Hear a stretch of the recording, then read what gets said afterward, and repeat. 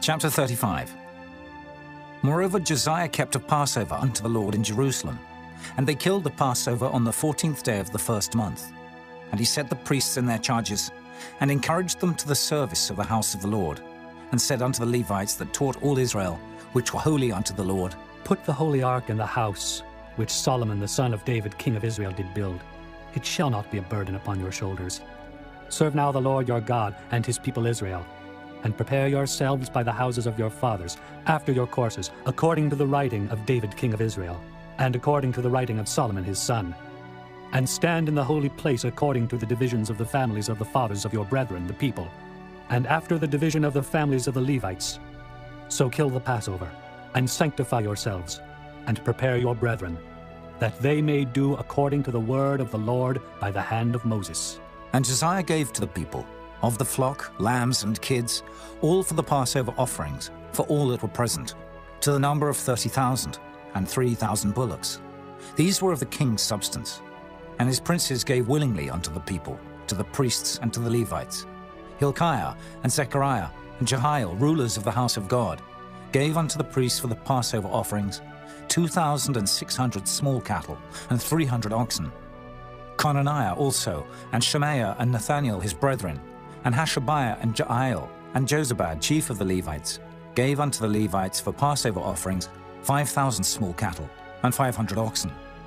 So the service was prepared, and the priests stood in their place, and the Levites in their courses, according to the king's commandment. And they killed the Passover, and the priests sprinkled the blood from their hands, and the Levites flayed them.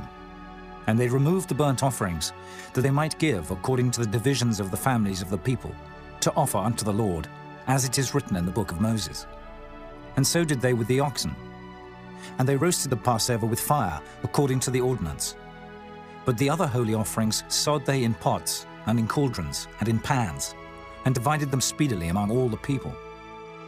And afterward they made ready for themselves, and for the priests, because the priests the sons of Aaron were busied in offering of burnt offerings and the fat until night. Therefore the Levites prepared for themselves, and for the priests the sons of Aaron. And the singers the sons of Asaph were in their place, according to the commandment of David. And Asaph and Heman and Jeduthun the king's seer. And the porters waited at every gate. They might not depart from their service, for their brethren the Levites prepared for them. So all the service of the Lord was prepared the same day, to keep the Passover, and to offer burnt offerings upon the altar of the Lord, according to the commandment of King Josiah. And the children of Israel that were present kept the Passover at that time, and the feast of unleavened bread 7 days. And there was no Passover like to that kept in Israel from the days of Samuel the prophet. Neither did all the kings of Israel keep such a Passover as Josiah kept, and the priests and the Levites and all Judah and Israel that were present, and the inhabitants of Jerusalem. In the 18th year of the reign of Josiah was this Passover kept. After all this, when Josiah had prepared the temple, Necho, king of Egypt, came up to fight against Carchemish by Euphrates, and Josiah went out against him. But he sent ambassadors to him, saying, What have I to do with thee, thou king of Judah? I come not against thee this day, but against the house wherewith I have war.